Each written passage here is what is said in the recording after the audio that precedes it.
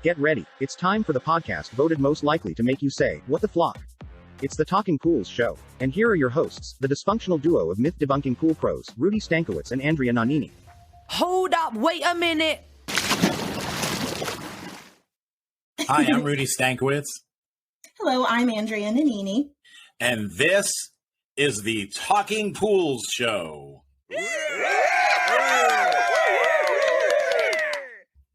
That's right, it is.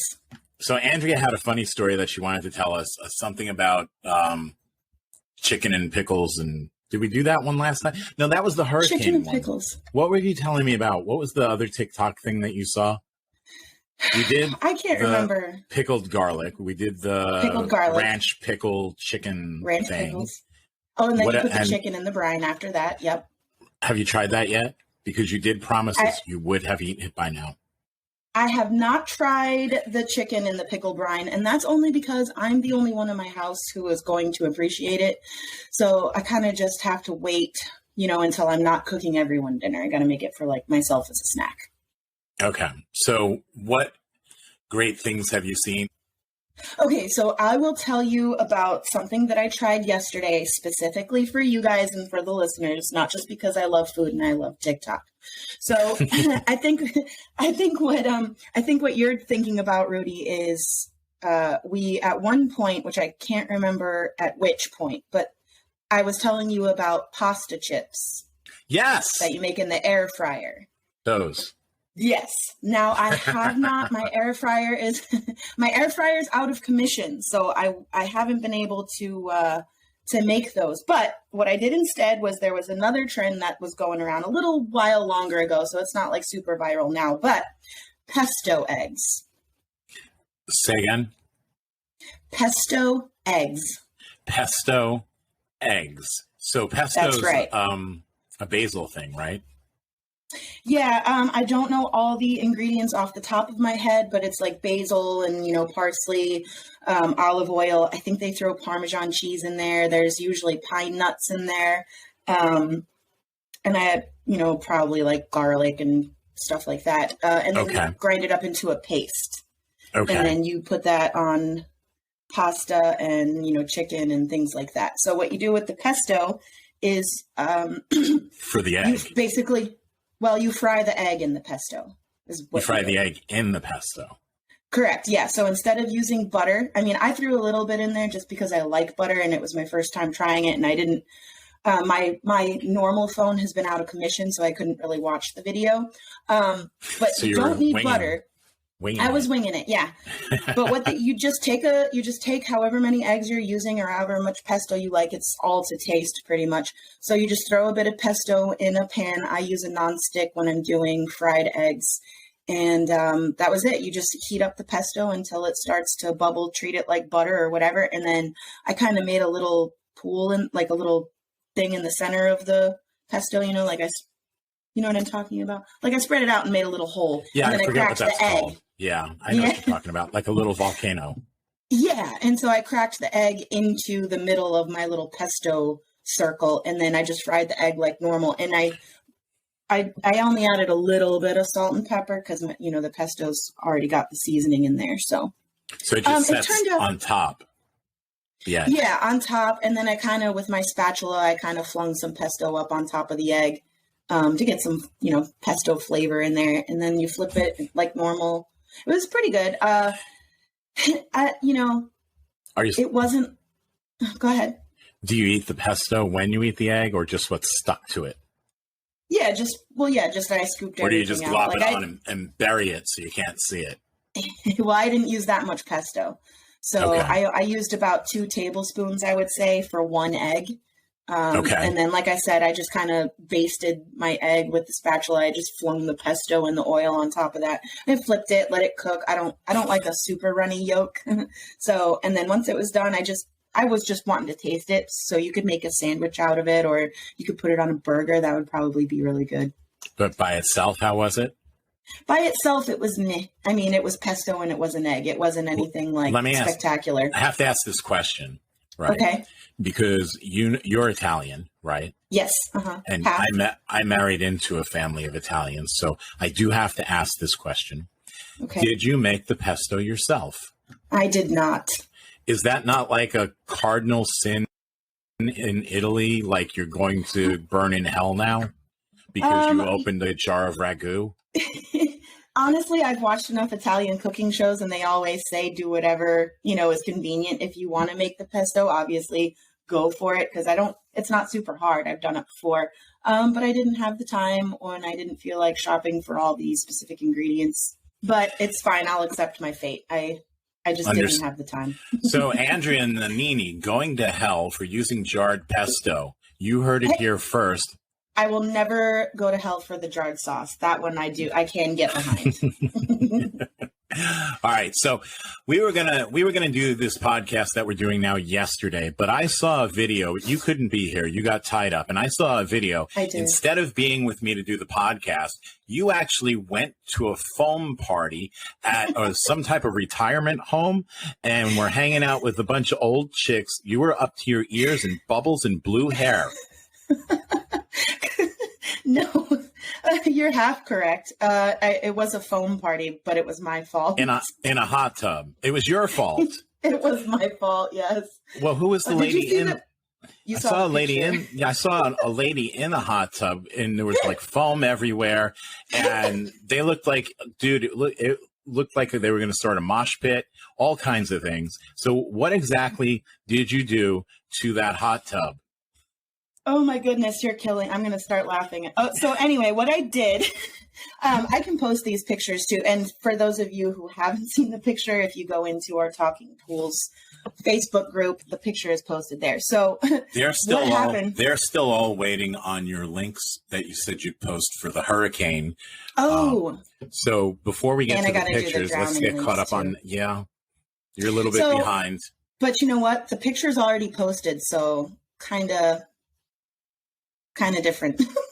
The picture's already there. So what happened? What did you do? So here's what happened was, now this is a pretty old spa and it's fully glass. There's no plaster. The whole entire thing is tile. It's all ceramic tile. And it's white tile, or at least it used to be. So some of the residents had complained that there was this black stuff that showed up all over the walls and on the bench and on the floor and on the tile and above the water line. And so I was pretty shocked because it hadn't been there. It just all of a sudden showed up, and you could see like footprints and finger smears and an actual foot, like there was toe prints and stuff. In the black schmear. Mm-hmm. In the schmear? The black stuff? Yes. Like there were literally, there were, it looked like, in a couple of places, it looked like somebody stepped in like black paint and then stepped in the spa. But obviously that didn't happen because first of all, that wouldn't happen with the whole spa. So I understand now. So there were footprint shaped black footprints and walking around marks inside the spa. Yeah, and just smear marks. And you could see like people had taken their hands and tried to like smear it and stuff like this. But it was all, and so from the outside of the spa looking down, like from kind of like a distance, it looked like sand. Like when they were trying to show me pictures, they were like, here, look at this. And I'm like, is that sand in the pool? And they're like, no, it looks like paint, was what they were telling me. They said it looks like paint. So this was a retirement home, right? No, this is a where'd all the old people come from? It's an apartment complex. For old people. Well, no, but there's old. I mean, this is Florida, so I guess technically. Yeah. I don't know. I saw bubbling old ladies in a hot tub. That's what I saw. That was the old lady. Yeah. No, there's a whole. It's not just for old people. There's a whole range of ages that live there. I mean, not like 50, 60. I'm talking Betty White old. Yeah, she was old. That was the lady that yelled at me for closing the pool while I was vacuuming, by the way, which was pretty funny. So back what did you do? Pool. Yes. Tell us. I am on the edge of my seat right here, right now. I am. I'm into this. Go. Okay. I'd never seen this before happen like this, but it was exactly like the scum line that you get above the tile. So fast forward, I ended up having to drain the water out of the pool, out of the spa. And I discovered that tile soap mixed with acid took it right off. Like Okay. I just made a paste. So that's the point of adding the acid to the tile soap for those of you who don't know. So I had my acid tile soap paste, and yes, I just stuck my hand right in there because I don't give a shit. The tile soap smear application worked perfectly. It completely dissolved the black shit. Andrea, do not do that at home. Andrea is a trained idiot. So if you stick your hand into acid to smear it on a hot tub, again, Andrea is a trained idiot. You are not. Please do not do this at home. All right, And I pick better up. not Continue. get shit comments either. Anyway, so yes, that was the only thing that worked. I tried my trusty enzymes, which did not, I think it was just, so here's my explanation of what this black stuff was, because when I touched it inside the water, it didn't smear around. It wasn't greasy. It was rough and like felt scaly, like gritty, like sandy. So I think what happened was all the glaze or whatever from the tile has since worn away, since I think the pool was built in the 90s at some point. And all the people grease, as I like to call it, the people goo, just kind of stuck, into the roughness of the tile. So you're blaming that old lady. Absolutely. It is 100% her fault. So yeah, so help me out. What I did, I'm finishing the story. So the tile soap, I'm getting to the foam, if you haven't made that connection yet. The tile soap, I drained the spa down, which I checked the water tables. Okay. And I drained the whole thing and I scrubbed it all down with the tile soap. Go ahead. I scrubbed it all down with the tile soap. And long story short, I just didn't rinse it enough. I didn't rinse it thoroughly. So when I filled the spa back up, I actually was able to fill it back up with pool water because of the way the plumbing is. Filled it back up with pool water. And as soon as that lady turned on the jets, we had a foam party. By the way, So when a spa connected to a pool in the state of Florida, completely against code. So I'm going to assume there's some kind of grandfather thing going on there. And the next time they make any repair or renovation, they're going to have to fix everything. Everything that's not up to date. So there you go. Well, it was interesting to see. I don't know. I know you told me there were no old people hurt in the filming of that video. She was not mad, apparently. She said that she looked like a snowman. And all the HOA people and the managers and all the maintenance guys, everybody had a good laugh. Okay, cool. I had something interesting also happen. So Cool. you know that we ask people to send us ideas because we have our email, talkingpools@gmail.com, right? So Yes. we ask people to send us ideas, thoughts, questions, comments. If you just want to say hi, send us one to say hi. If you want to send something for Andrea, send something for Andrea. If you want to send it for me, send it to me, whatever. So we put this out there because we want to communicate with everybody, because we want this to be your show. So I get this email from one of our listeners, and it says, "Hey, Rudy, how you doing? Brace yourself." Oh, boy. Brace yourself. That's what it says, right? So, which is never a good start. And then it goes into, "You're not going to believe this."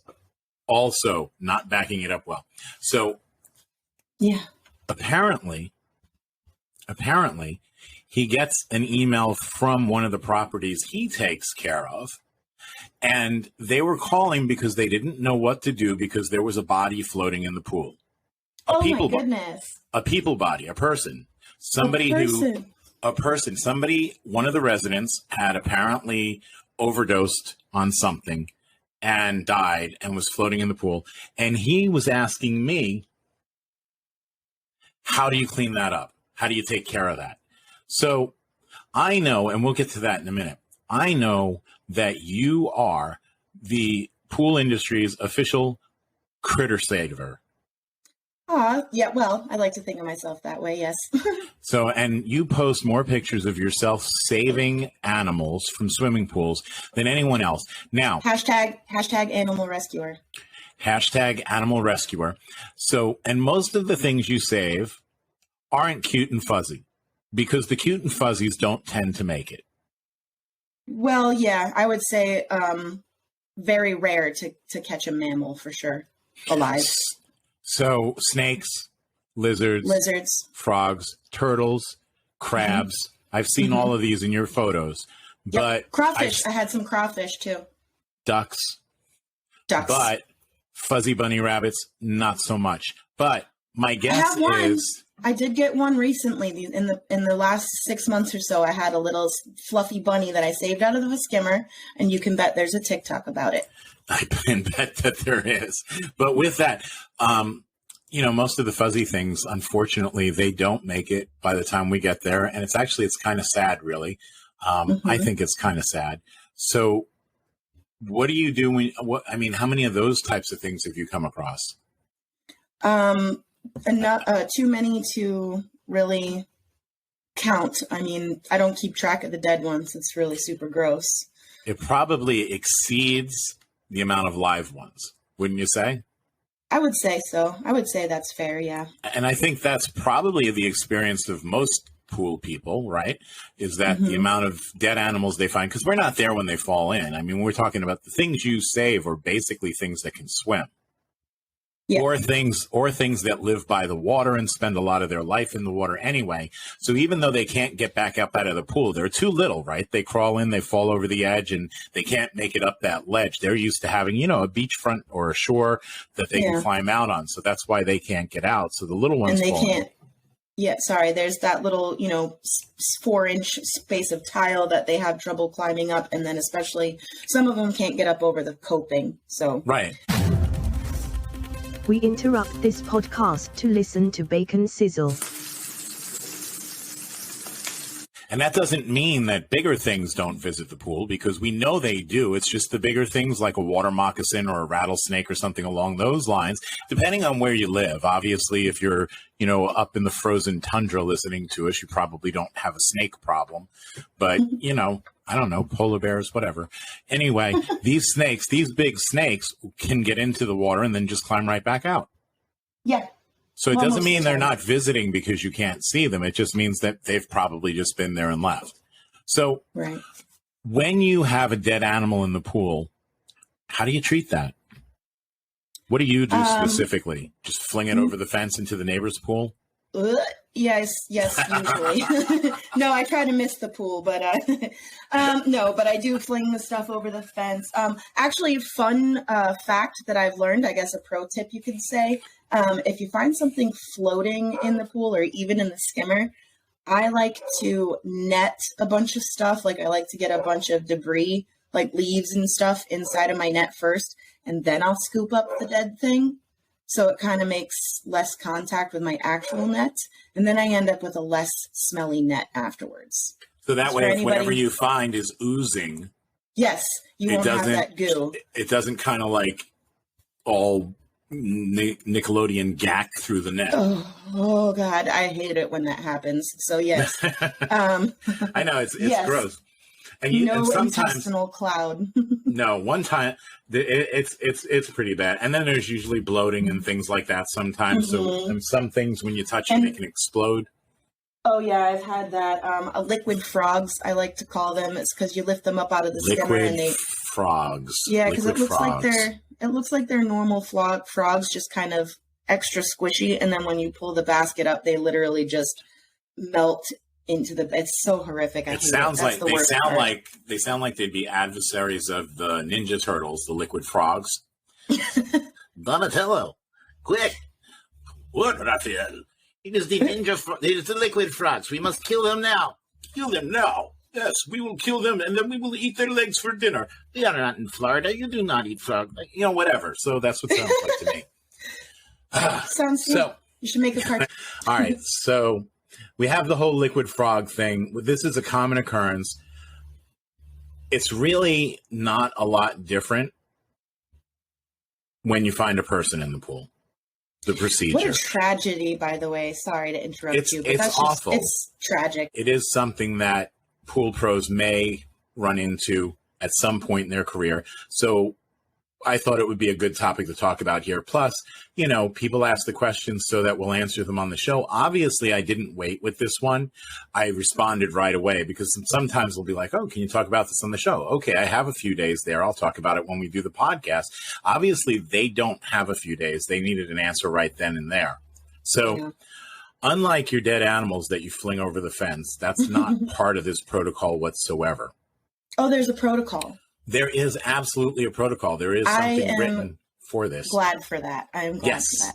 Well, every situation, it's important to have the answers, even if it's something that rarely occurs. And thank goodness this is something that rarely occurs. You don't hear about somebody finding a body. Often, unfortunately, when it does occur, it's always a tragedy. It could be this. It could be someone fell in and wasn't noticed. It could be, God forbid, a child, but it does happen and they find them later.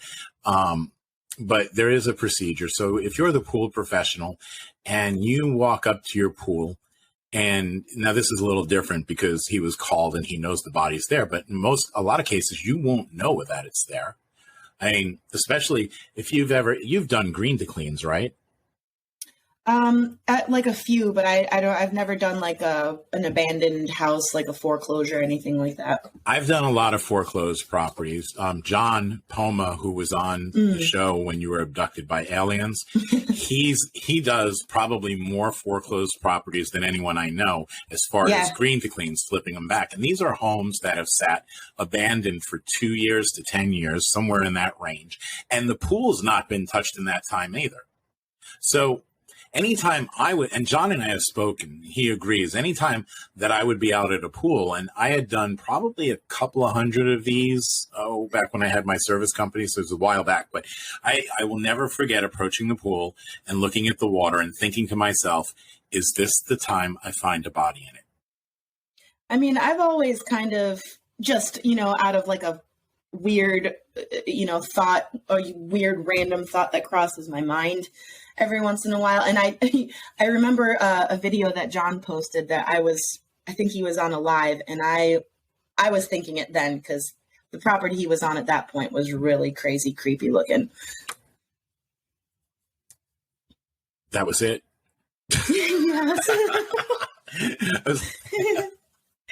Well, there you go. I thought there'd be more. If you're with me, that's cool. I was agreeing with you that, yes, the thought has crossed my mind, but I've never... It's just kind of stopped so abruptly. Sorry. Anyway, so that's a common thought. What do you do if you find a body in that pool? Because some of you guys know I've written a horror novel and I'm big into horror movies and that type of thing. So my mind just works this way anyway.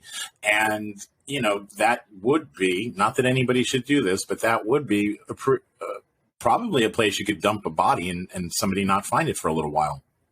And we're saying this for entertainment purposes only. That's just entertainment. If I was to write a book, another book, yes, and I wanted to find a place to get rid of the body, that might, having my background and my warped mind might think that, my serial killer, who we could call the green water killer, right, could hide the bodies in these foreclosed pools. And we could actually make John the hero. He can find them. I like it. I think we should ask John if he wants to be a character. I don't think we should ask him. I think we should just go ahead. All right, John, well, if you're listening, you're going to be a serial killer or a finder of bodies.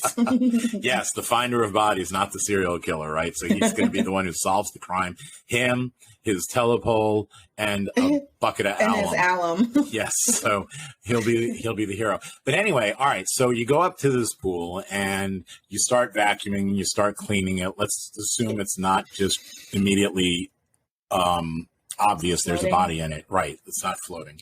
So the minute you find the body, what do you think you should do? Well, I can tell you what I would do is I would just drop everything that I was doing. I would probably throw up, and then I would immediately call the police. And that would be correct. You want to stop everything you're doing. In that order.